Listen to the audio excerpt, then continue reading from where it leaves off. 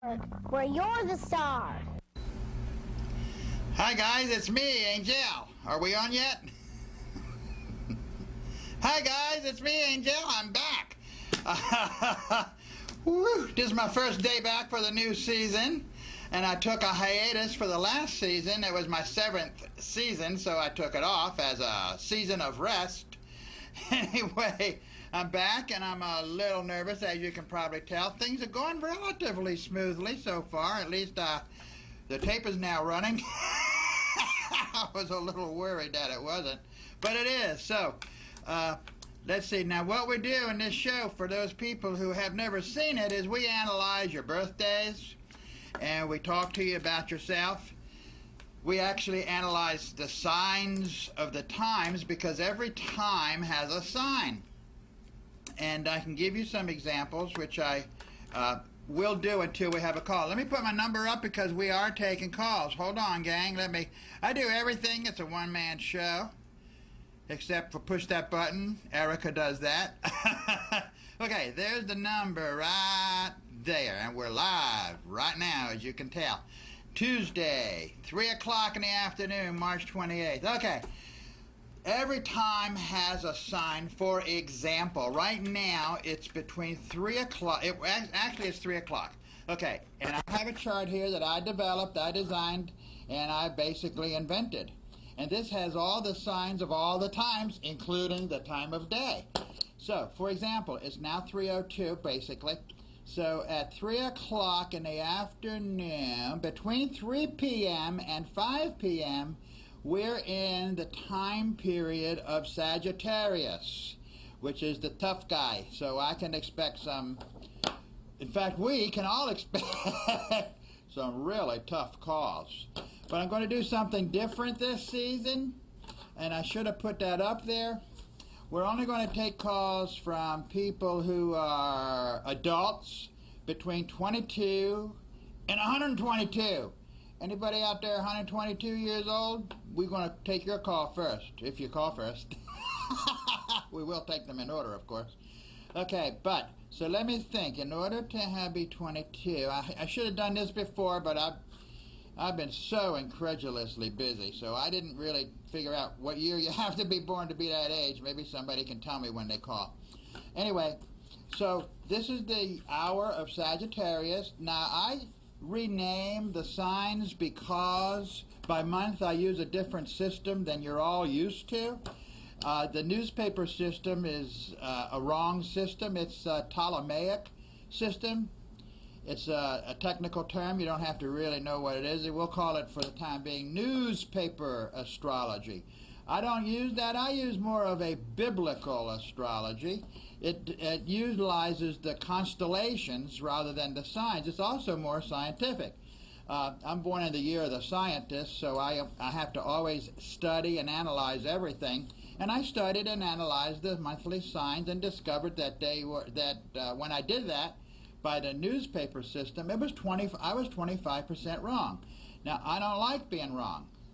I deplore being wrong. I get pissed off when I'm wrong. At myself, of course. So, therefore, I tried this other system that's been around forever. It's called sidereal astrology. It's the astrology of the constellations. And so a lot of people, signs would change in my systems.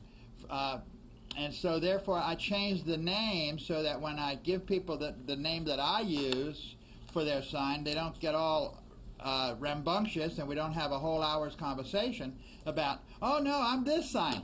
Oh, no, you're not, because that's wrong. You're born in a constellation. For example, in my system, between April 14th and May 15th is the month of the warrior. What I call the warrior is the same as Aries. Now, the system would call that the month of the rat. So anybody born during that period of time is a warrior. They love to fight, they love to argue, they're very aggressive, and they usually know what they want and how to get it, and they usually go for it. And they have the gusto. These are the people who actually step up to the plate to go get what they want. And and they're pretty good at getting it. They speak up, they say what they think, they say what they want, and they ask for what they want, and they tell people what they want. They're leaders, so they're a little bit bossy. They are pioneers. It's the first sign of all. It's the first constellation in the zodiac, and so they are pioneers and leaders, and they love winning. They hate losing. They love to argue and fight. So they'll tell you, they'll oftentimes disagree with you, tell you that they disagree with you, and tell you you're wrong, when they actually agree with you, but they just want to argue and fight. And there's several reasons that they do that. One of the reasons is because they learn a lot about people by the way people fight and argue. So therefore they tend to want to do that a lot for that reason alone. But also they're aggressive and they like to push their ideas, and which is okay if you're compatible with a warrior. That's okay. And every other constellation away from the warrior is compatible with the warrior. Now, between May 15th and June 14th is the person that's always right. It's what people recognize as the sign Taurus, and those would call the ox, but I call it always right because these people are very practical and very stubborn. And when they're that stubborn, it's because they think they're right. So, but in actuality, in a newspaper astrology, there's a different date for the beginning and the ending of Taurus, and because it enters the sign at a different date than it enters the constellation. We're talking about the sun now. The way that these signs are determined is where the sun is in the sky around the zodiac. Of course, the sun doesn't move, but as the Earth moves, the sun appears to be moving when it's actually standing still. But when the Earth moves to a certain spot in the sky, the constellation behind the sun changes.